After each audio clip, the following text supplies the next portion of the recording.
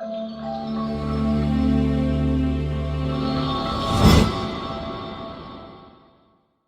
back to the channel. My name is Ryan, and today we are discussing tomorrow's matchup between Missouri versus Tennessee. This is the best chance I have to record this. Sorry it's late, but is again the best time I have to record this. This is at 3:30 on CBS. It's a very important matchup for both teams. I think Missouri does have a chance to still win the SEC if things just I don't know, actually. I don't think they do. Active, they would have to have I don't it's impossible actually because Georgia would have two losses, they'd have two losses, and Georgia's a tiebreaker. Tomorrow's a big matchup. If Tennessee has any chance of keeping up their conference championship hopes alive, of winning the East, they have to win tomorrow. They have to win tomorrow. And it's very much a possibility that they can still make it because they have two losses in the SEC. If they win tomorrow, Georgia loses to Ole Miss, which is the only time in the history, like since Lane Kiffin has left Tennessee, that a decent amount of Tennessee fans will root for Ole Miss or root for a Lane Kiffin-led team, I should say. That just doesn't happen over just a random thing. Nah, it's very important, and it's showing. Tennessee needs to win. Ole Miss needs to win for a possibility for Tennessee to be able to make the SEC championship. This matchup appears between two teams that are very similar and different in so many ways. They have the ability to be able to throw. Joe Milton recently has been able to throw the ball very well. He's been very accurate. He's been efficient. He's been very good. Brady Cook, on the other hand, has also done that. Unless if it's a clutch situation, he will not choke. He will make the very good play. Both of them can run. I think Brady Cook's faster. I believe Joe Milton's more physical when he runs. Big thing there. They got a very good running team. They both got good runners. Tennessee has a 300 monster of Jalen Wright. They have Jabari Small. You have Dylan Sampson. Missouri is still a very good running game. I'm pretty sure their running back has top 5 in the SEC when it comes to rushing yards. Jalen Wright's at number 3. Again, I'm not good with names, so yeah. Big difference in this matchup is the receiving core. Luther Burton is second in the SEC in receiving yards, only behind Malik Nabers. He is very, very good at getting open. He had a little injury against Georgia, but he seemed to be fine afterwards.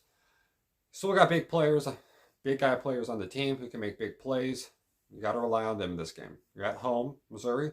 Last year, whenever they played Tennessee dropped 66 points, which is a season high for Tennessee Volunteers off the team, which was very fun to watch. Very, very fun to watch. And we got to see a bit of what Joe Milton could do. Joe Milton threw like a 60-yard almost touchdown to Jalen Hyatt. Very fun to watch. And then he threw almost a touchdown to Ramel Keen. I think he might have thrown one, actually. That might have got to the end zone. My bad. It was not Jalen Hyatt. It was Squirrel White. My bad. You have that game from last year. And Missouri's probably not going to just let that slide. They're going to definitely try to make some plays. They're definitely going to try to bury Tennessee early on.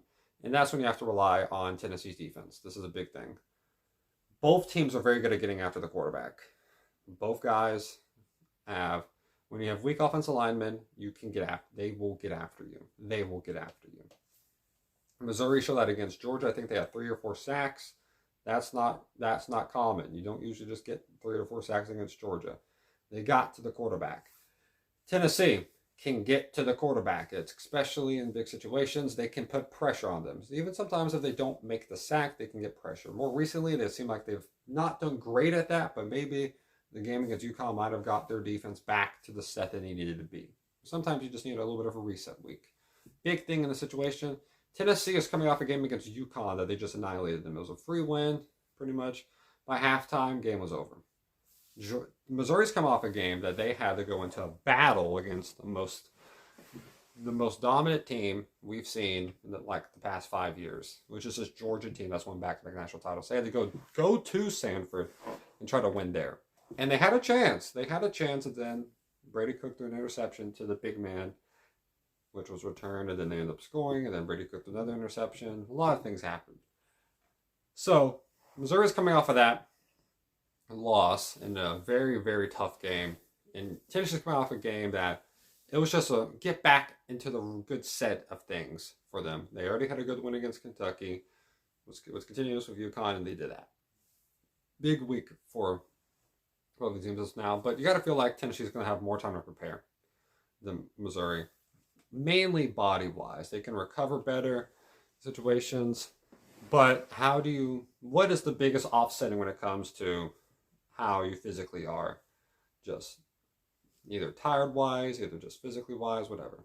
It's the home field advantage. Home field advantage makes a big difference. Missouri's crowd is pretty electrifying. They can get loud. They're very much into the game. They love this team. They're very much into it, which is what you love to see in the crowd. But let me mention this. Missouri they've not beat a very, very good team this year. Kansas State's a good team. They beat them.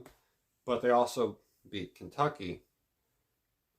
But the two losses they've had was to LSU, who's a very good team, and Georgia, which is probably the best team. Where do you rate Tennessee? Do you rate them as very good, or you just rate them as good? Since they beat Kentucky also, you kind of put them as very good because of that.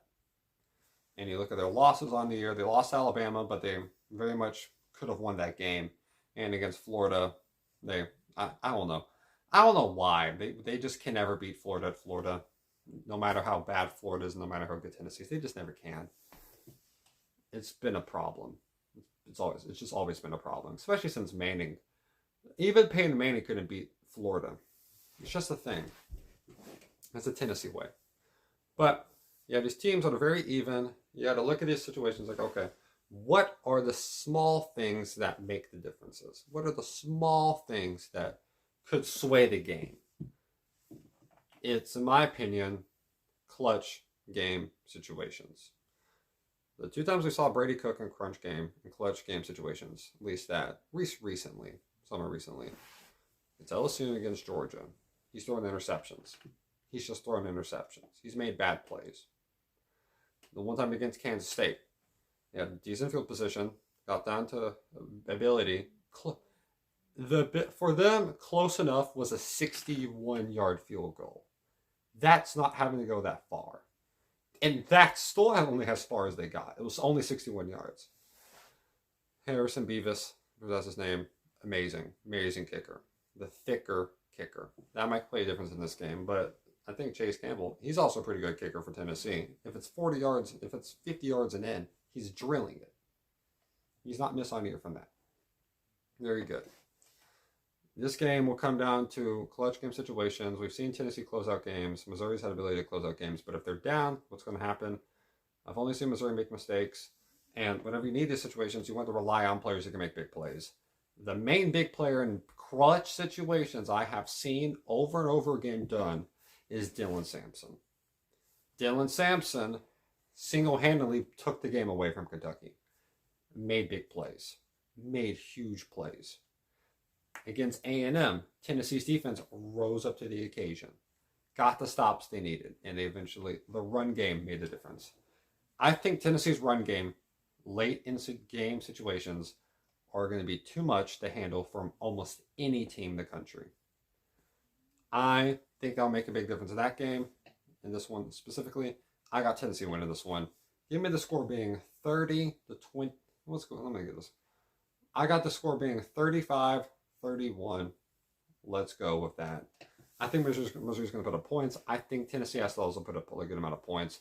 And their offense starting to click more. They put up 33 in Kentucky, put up 59 at UConn. Well, that's UConn, of course.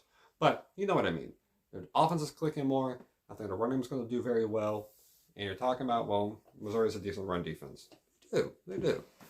But they put up 238 in A&M. They're supposed to have the best rush defense in the SEC, which they clearly didn't. So, yeah, take that. I got Tennessee winning this one. Put down in the comments what you feel about this. Hope this is a great game. Hope you all have a great day. Stay safe, y'all, and God bless y'all.